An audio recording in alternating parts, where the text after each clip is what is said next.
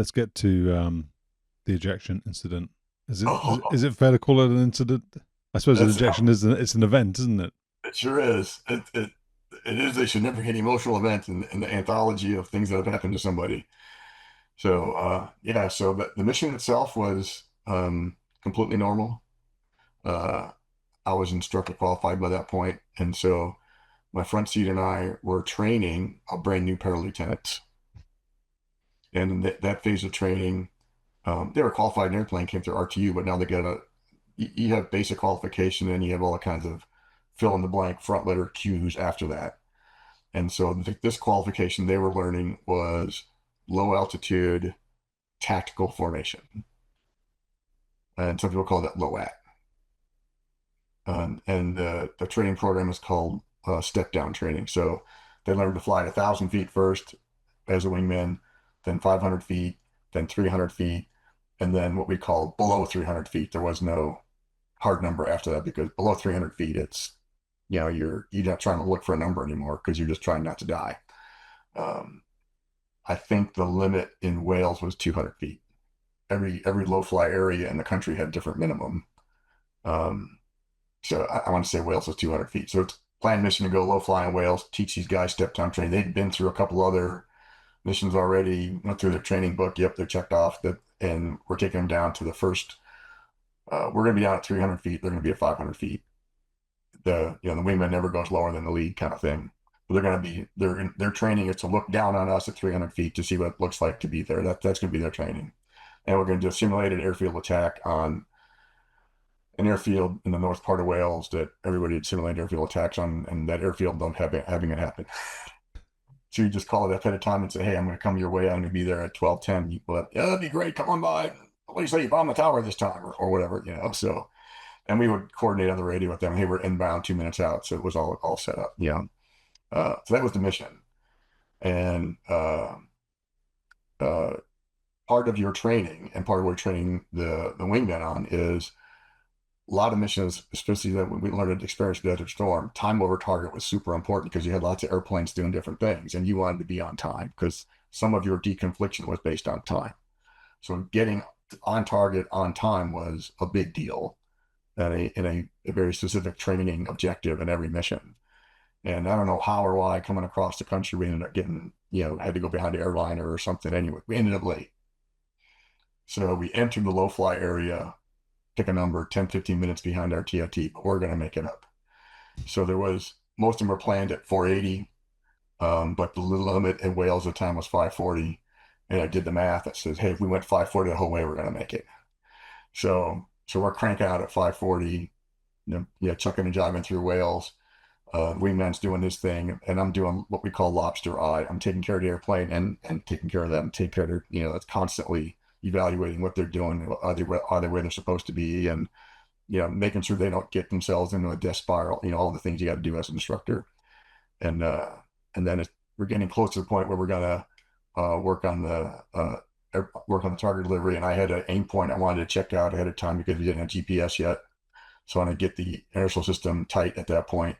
I went heads down to do the lantern pod and do all of the targeting, and I couldn't turn a laser on, that kind of thing. But I'm heads down doing that for a few seconds, and all I hear is bird. Wow. That was the last thing I heard. So apparently, when I heard the word bird, I stupidly looked up to see what that was all about because the last thing I heard was bird. The last thing I saw was the canopy crystallizing and heading for my face. And then I see nothing. So it is dead black, undescribable sound because there was no canopy left in the airplane and we're going 540 and we're at 200 feet. And so I'm blind and deaf in the back seat through things that are not good at low altitude. And we train for that. It is actually a training event because it's entirely possible in a class cockpit airplane that sometimes something comes through the cockpit. So the training strategy is if you can't tell what the airplane's doing, do it yourself. So I grabbed the stick, both hands, stuck it in my lap. And Uh, the the crew strategy is when that happens, if the front seater can fly the airplane, that'll get his attention because now all of a sudden it's not doing what he thought it was doing, and then he will grab the stick and and assume that he can't talk to you because otherwise you wouldn't have grabbed the stick like that. And so the next means of communication is the stick itself. So he will aggressively move the stick left and right and beat the shit out of your kneecaps so that you get off his stick. And then you let go and all is well. That's how it's supposed to happen. So what really happened to us was I put the stick in my lap, the jet rockets north, upwards, totally surprised him. He had no clue that was coming. So he's got both hands on the stick, shoving it forward. But he's not blind nor deaf. I'm going to win this fight. So it doesn't occur to him to go left and right to get me off the stick because he doesn't want to do a 5G loop. So he is going to get the stick forward. I'm going to hold it back until he gets me off the stick. And, there's that whole temporal distortion, psychological thing going on. So how long did I hold the stick back? I have no idea. I held it back until I was sure I was going to die. And my conclusion was the stick's not moving. He's not flying. We got to get out. He must have been impacted by all that glass too. So grab the handles, out we go. And the next, I never went unconscious, but the next thing I remember clearly was opening shock because the seat is programmed that if you're low altitude, high airspeed, you don't get a gentle parachute, you get the full Monty right now because otherwise you're going to run out of the ground. So I got, I don't know, 17-foot of canopy right away. And that jolted me in a way I'll never forget. Uh, and now I can see because I don't have 500 knots of wind in my face. Uh, and I got a lot of shit to do because we're low altitude. So there's a little ditty that they teach you about if you find yourself in the canopy unexpected, here's the 5 things you got to do right away. Check the canopy. You look up, and if you see a bunch of holes, it changes what you're going to do. Next thing you do is take off your visor. It was already gone. It was blown off by the wind blast when the bird came through the canopy. So there was no visor. Next thing is get rid of your mask because if you hit the ground and tumble with your mask, it's going to mash up in your face. So you get rid of your mask. And as I'm getting down to get rid of my mask, I see the ground rushing up at me, and it was going sideways. Oh. And sideways is bad. You want to have it not moving at all or slightly forward. So sideways. So I looked up to the canopy risers to find the steering toggles so I could grab a steering toggle and turn the canopy into the wind. So I was going into the wind, not being carried by the wind. No steering toggles. They're not there. So I grabbed one riser, held it to my chest, saw the ground, let it go, hit the ground. So it worked. I was able to rotate the canopy, and I learned that from parachute training at the academy. That if you can turn the canopy by grabbing the riser and holding it down. You jump out one side of air and it rotates. So hit the ground, do my best, perfect parachute landing fall. I was trained on perfectly, of course. And my next fear is I saw myself going sideways so fast. I knew it was high wind. And the last thing you want to do is drag across rails like a rag doll in the back end of a parachute. And the Strike Eagle connector things, turnbuckle like things, are notoriously hard to get off. And in training, they drag you behind a pickup truck on the road, and you're behind that pickup truck until you get them disconnected. And and you got to get them both because there's a cross connector strap that if you just get one off, say your one riser broke on ejection, you're still going to be connected and still going to be fine. So you got to get them both off. And when I would drive behind that pickup truck in training, it felt like 5 miles. It felt like I could never get these damn things off. And I remember it like yesterday.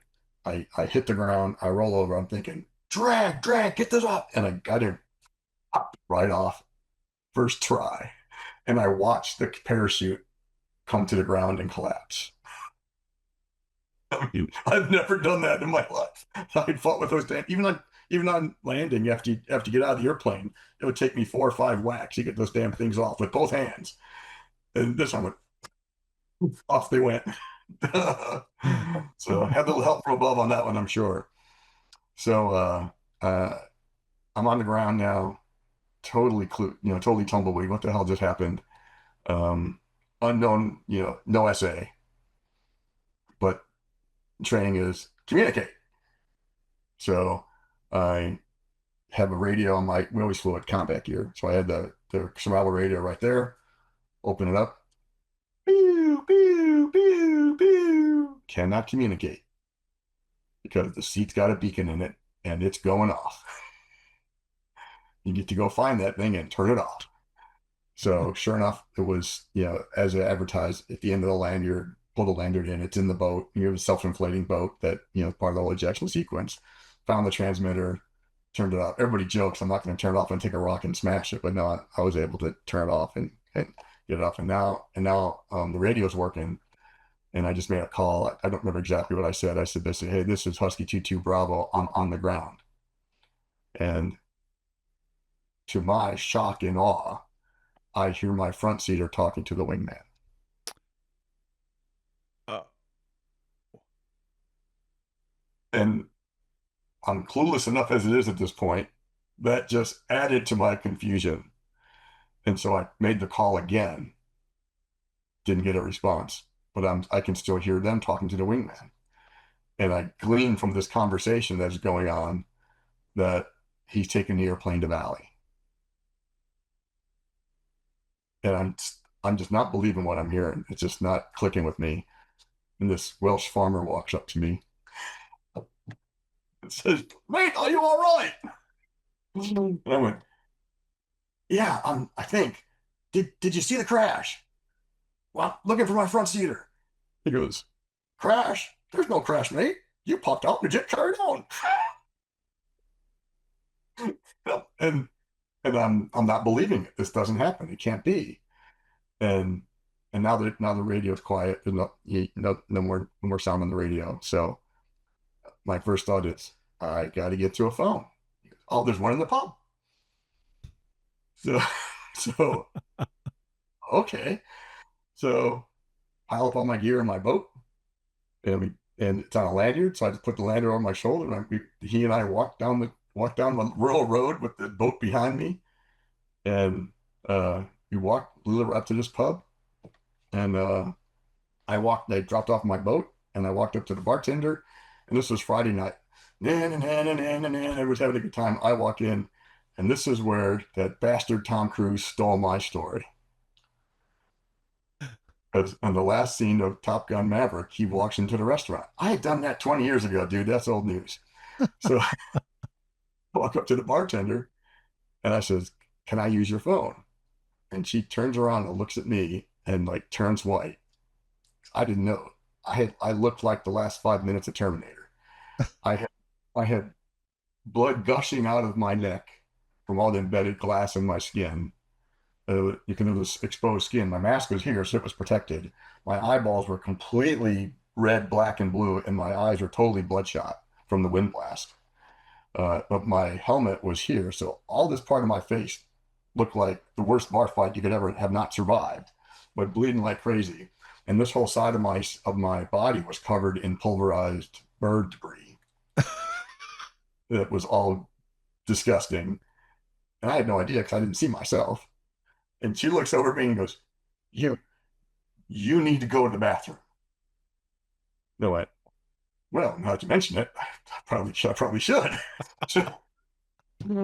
So, so I go to the bathroom and I walk past the mirror and I see myself, and then I'm like, "Oh my God, this is bad." So I got the sink running. I've got paper towels. I'm pulling glass out of my face, and she walks in with this tray, and there's like 15 drinks on it and a phone in the middle. Everybody at the bar bought the yank a drink of some kind. They didn't know what I liked, so they covered all their bases. And the phone's in the middle. So I'm like, "Oh, okay." So my only goal was to get old Rebecca because, as you know, with all the aviation enthusiasts around England, word is going to be out that an F-15 went down in Wales, and she's going to hear about it the wrong way. So that was my fear. So I'm gonna talk to her one way or another. So I get on the phone. The first phone number comes to mind is the squadron. That phone number is embedded in your head. All 20 digits it takes to call 100 miles across England. You need like 20 digits because you got the city code and all the other stuff. Anyways, but I knew that dang number. I dialed it up, called, and I get the squadron lieutenant who's sitting at the desk for the day. Yeah, or I think it's Panthers. Panthers, Chewy here. What can I do for you? Says Chewy, this is Greece. We hit a bird. I bailed out. I'm in the pub in Wales. I need to talk to Rebecca. He goes, no, man, Greece ain't here. He's flying. I says, Chewy, Greece ain't flying. This is Greece. I'm on the ground in Wales. I bailed out. He goes, all right, I'll tell Greece. And I'm literally not communicating with this guy. He says, let me talk to the supervisor. He goes, sure, whatever. And he gets the major. Major comes over. Major Stansberry, how can I help you? Stans, this is Greece. We hit a bird. I bailed out. I'm at a pub in Wales. And you get hold of Rebecca. No, man, Greece ain't here. He's flying. So it took an inordinate amount of time to tell these guys that I am the guy at Greece on the phone and I need to get a hold of Rebecca. And they finally, oh, no shit. Okay, we'll go get her. Because they knew she was teaching at the school. We're on our way, man. You all right? I'm in a pub in Wales. He goes, oh shit, you're fine. All right, go. So I wasn't fine, but I didn't know it yet. So that's going on. I said, well, I'm trying to remember the phone number to the school, and I can't. But I don't need to. Command post can call anybody. So I knew the number of the command post. So I call command post. Next call. I get some young airman on the watch at command post. 48th Fighter Wing, Airman Jones, how can I help you? Airman Jones, this is Captain Panarisi. I've bailed out of my aircraft. I'm at a pub in Wales. I need you to connect me with Laken's Elementary School. And he goes, say again? Says, please connect me with Laken's Elementary School.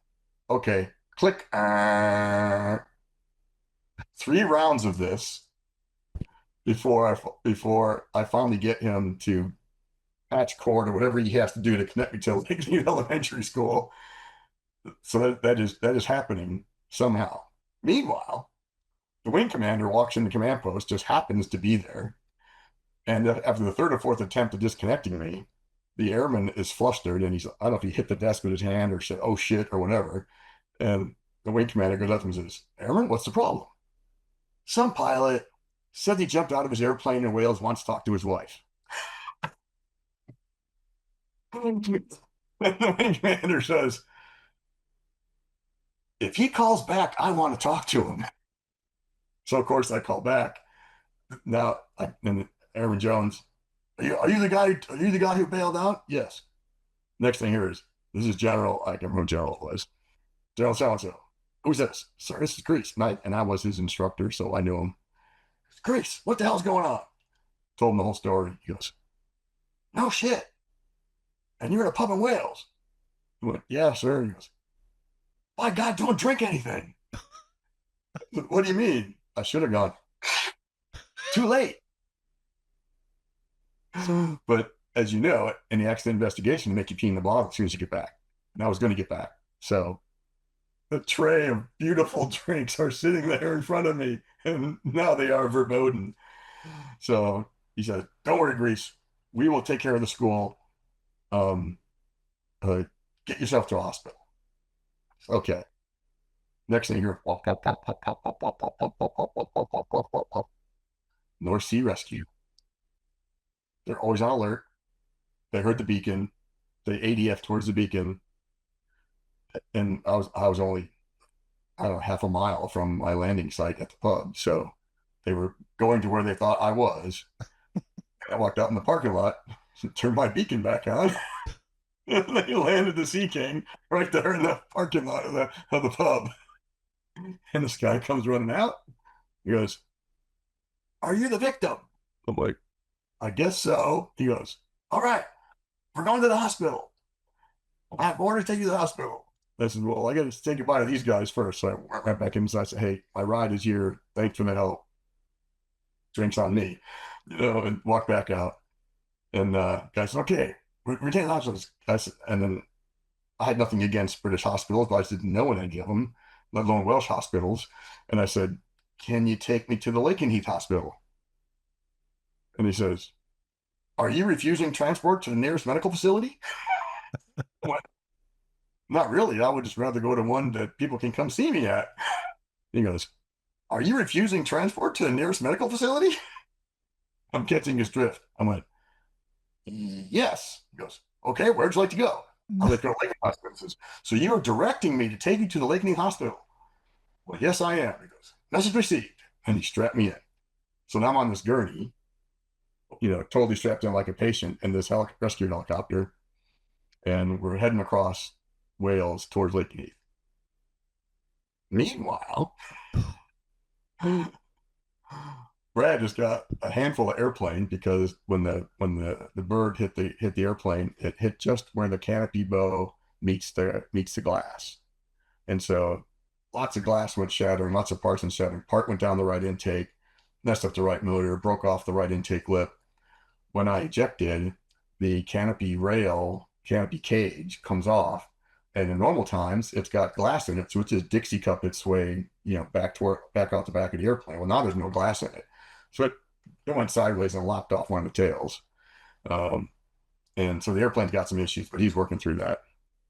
But now so by now, he's slowing down because it's not as loud for him because the windscreen stayed attached. It's just the canopy that came off, and the windscreen's good for like 400 knots anyway. So it's like the same Seinfeld thing. It's bird resistant, not bird proof.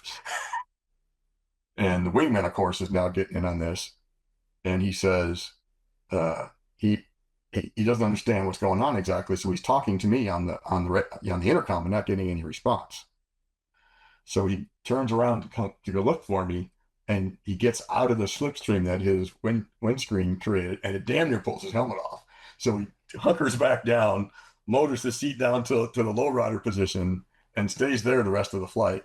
And he goes to look for the mirrors because the next thing, if he can't communicate, he'll put the mirrors that are on the canopy bow on me, and I'll give him a thumbs up. Except there's no mirrors, no lock shoot, no compass. Which now he realizes the canopy is gone. The canopy's gone. That's the first part of the ejection sequence, which pretty well means that I'm gone and he's still there. He doesn't understand why. So he puts the safety levers on his handles, on his ejection handles, because he doesn't want to be surprised out of the airplane 2 seconds from now when something else happens. And then the wingman rolls in, and now he's talking to the wingman and says, hey, did you see a shoot? He goes, yeah, we saw 2 shoots. I'm like, well, being that I'm still in the airplane, that's not possible. No, there's a drogue shoot and then the main shoot. So they did actually see 2 shoots, but nobody had seen that before. So it kind of made them tumbleweed. He communicates with them, finally says, hey, I can't help him. We got to get to Valley before his airplane comes apart. So they talk to Valley. They do all the pan, and all that, and they get themselves on the way to Valley. Of course, there's a line of thunderstorms between here and there, so he gets to fly through a rain shaft to get to Valley, fills a cockpit with water. He lands at Valley, and when he goes into aero brake, all this water comes gushing down across his legs. But lands the airplane, convertible top down, um, at Valley, taxis off, and walks into the squadron. And in classic British fashion, this can only happen in the British forces. Hey, you need to ride back to Lakenheath? Yeah, that'd be great. All right, suit up. And they took him in a Hawk and took him back to Lakenheath. Did they? Would never happen in the U.S. Air Force. It would take 15 signatures to make that happen, and those guys made that decision in 10 seconds. So he's en route to Lakenheath in the Hawk. I'm en route to Lakenheath in the chopper. Uh, Meanwhile, the squadron is heading for the school, and the school secretary has had 3 interrupted phone calls for command post looking for Mrs. Panarisi. So she gets on the intercom to her classroom and said, Mrs. Panarisi, can you come down to the office? And she's like, teaching math. Can you take a message? And the secretary says the word no wife ever wants to hear. It's command post. and she knew I was flying. So she goes running down the hall. The two crew dogs from the squadron end up there in the hallway at the same time. They had called the principal. Principal's running down the hall. The secretary's running down the hall. They all meet in the middle. Perfect timing. And Mark goes, "What the hell's going on?" And Chewie says, "Chris is fine." And she just explodes. "Bullshit. You all wouldn't be here. Chris is fine. There's no way. What the hell is going on?" And then the secretary, "No, no, Rebecca. We talked to him. He's really fine." And she was like, "I talked to him. I talked to Greece. He's at the pub in Wales." And, and she's like in total disbelief. And finally, the prince was like, "Yeah, Rebecca, I'm pretty sure he's okay, but we want to get you back to the squadron so we can sort this out." So they take her back to the squadron. I don't know how this happened, but med group gets involved and they send a grief counselor to the squadron. And this grief counselor pulls her back into a room and says, "Oh, Mrs. Panarisi, it must be very trying for you. How are you feeling?" And all that's going on. Meanwhile, I'm going to chopper on the way back. So chopper lands, and now I am in full rigor mortis. Everything hurts. Everything's broken. I can't move. And my eyes were now all puffed up from all the swelling, and most of the bleeding had stopped, but it was all nasty looking. They wiped me up, but you can't make that ugly face any better. And when they pull me out of the helicopter, all I see is Rebecca's head coming up because I was strapped down in the gurney. All I saw was her head, and her eyes were like, I knew I must have looked bad just by looking at her face. But there's a whole 20-minute story of the medical and all that happened after that. But fast forward, the squadron leadership knows either I'm going to start flying again or not. And turns out no major injuries. I had a retinal detachment, a couple other things, but nothing that wasn't going to heal. So they wanted me back in the airplane as soon as physically possible. So they're calling the flight doc, "Hey, can you go today? Can you go today?" And they're not telling me any of this. And they call Rebecca and they're telling her, "Hey, when he's sleeping and eating normal, we're getting him back in the airplane if he wants to keep flying." Because it's this whole psychological thing you got to figure out and all that. Physical part, it heals or it doesn't. Some people never go back because they broke their back or whatever. But physically, I was essentially fine. So now it's all psychological. And they called her one day and she said, "Yeah, he slept all night. He got up. He went for a run this morning. He had breakfast and went off to the squadron. So I think he's fine." Why? He goes, "We're putting him in the jet this afternoon." She goes, "Okay." They didn't tell me any of that. So I'm walking through the squadron like lunchtime or so. They said, "Hey, Greece, so and so just dropped out. Can you take his seat?" I'm like, yeah, why not?"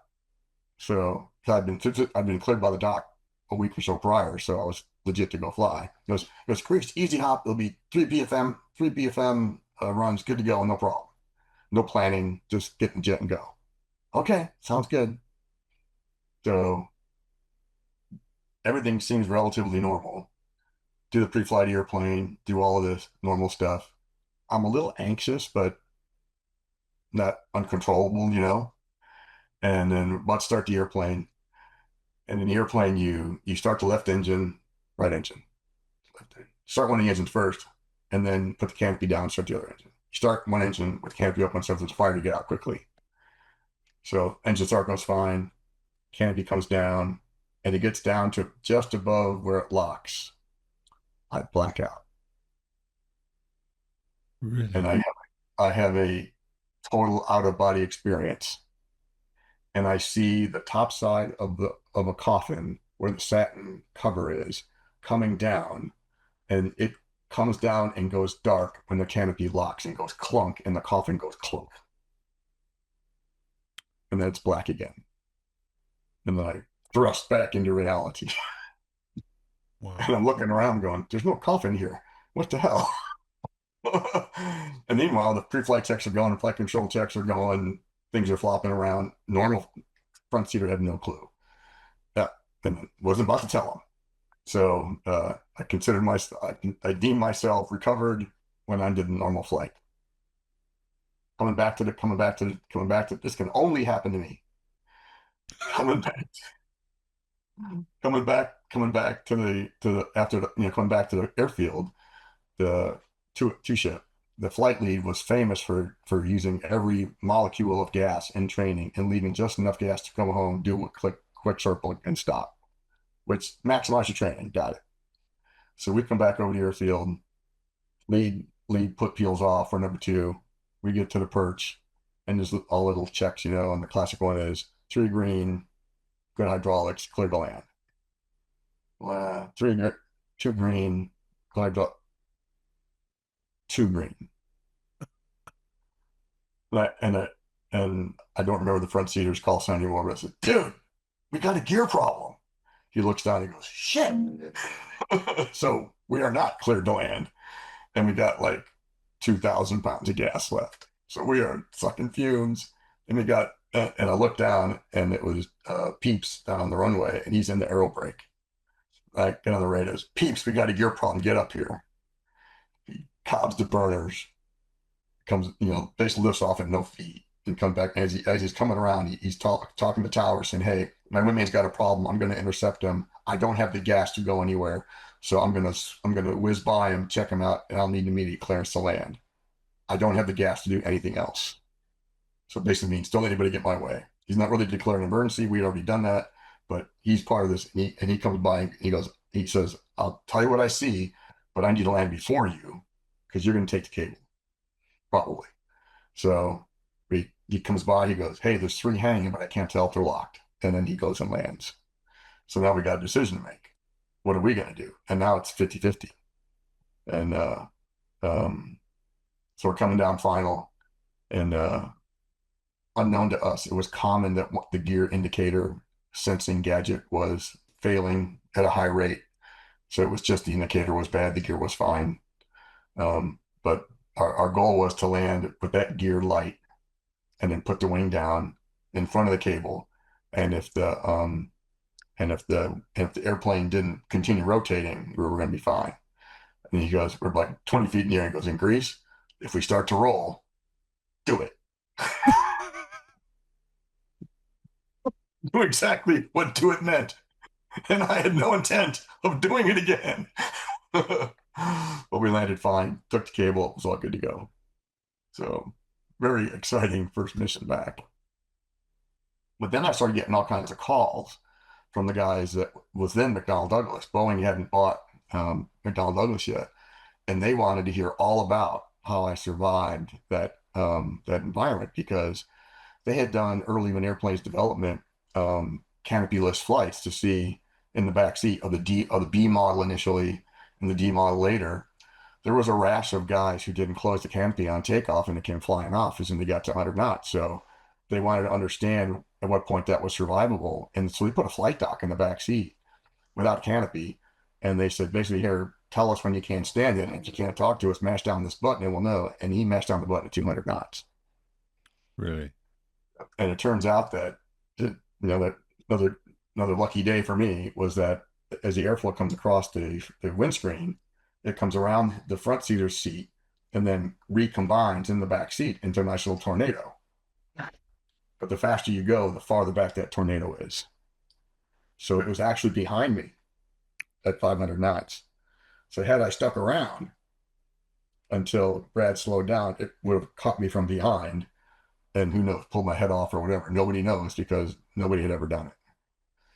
But the McDonnell Douglas guys were all, what did it feel like? What did you see? What did you hear? And all that. So there's two newspaper articles from the local papers, and whatever they call a duck in England brings down U.S. fighter jet, that kind of thing. And then there's a story and there's a picture of me somewhere in there.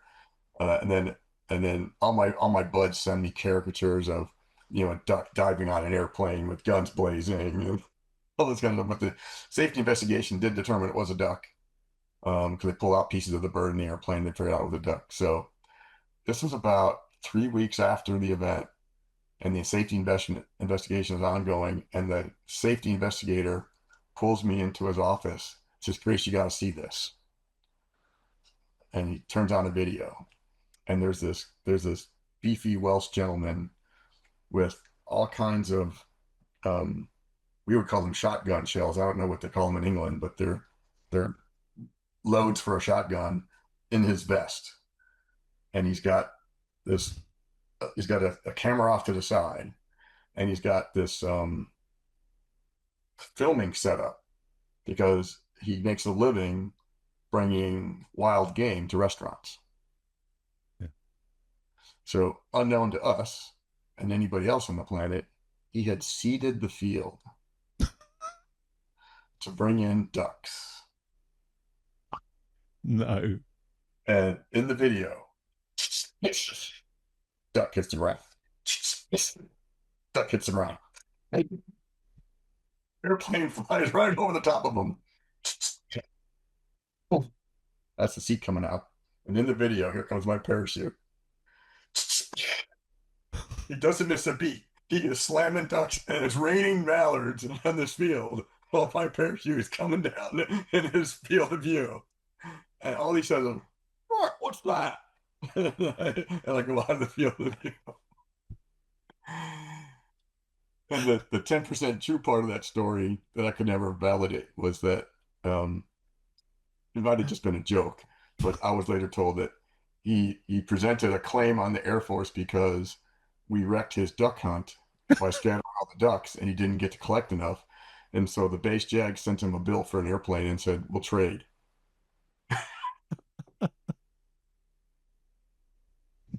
That's brilliant. It was brilliant. But I went back there a year later. I called the farmer. I kept in touch with the farmer. That's where the term in aviation, "bought the farm." Yeah.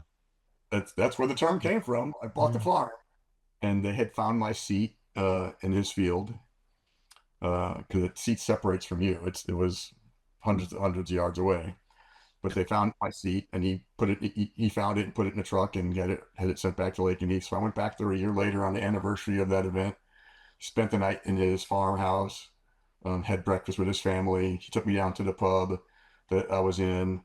The local radio station made a big deal of it. I had a big interview in the pub at the radio station, and the bartender was there, and it was really, really cool. I mean, the classical British warm welcome to a American vet that came back to visit, and that was really cool. It was a That's long drive. Lake East to Wales, that was probably 10, 12 hours, because there's not any all the great motorways go north south. There weren't very many going east west. That worked out very well. So, but it's a good 4-day trip to Wales and back to that. And then my seat, I don't know where it is now, but for the longest time, it was the seat of shame in the squadron. If you ever do something stupid, they put you in the seat and they, bludgeon you, whatever, how they do it. But it turns out that I could have kept the seat. That's kind of a tradition. You get to keep your seat if you survive. But the airplane was so Lakenheath, the life support crew didn't have a training seat. So the chief of the life support shop came and said, "Hey, sir, we would really like to have your seat to train the guys how to maintain them." I said, "You can have it." I really want the next guy's seat to work. Because they remove them every 90 days or whatever and make sure do all the maintenance on it. So it lived in the training shop until they got a trainer, and then it went to the squadron. And they found the canopy rail that had come off the airplane, and it was hanging up over the top of the bar for years. Was it? With my name on it. But now that the F-35 guys are there, I don't know, what his move would have survived, but yeah. But I can't even remember how many folks came back from Lake, and if they ran into me somewhere else, goes, "You're the guy." Yes, I was the guy.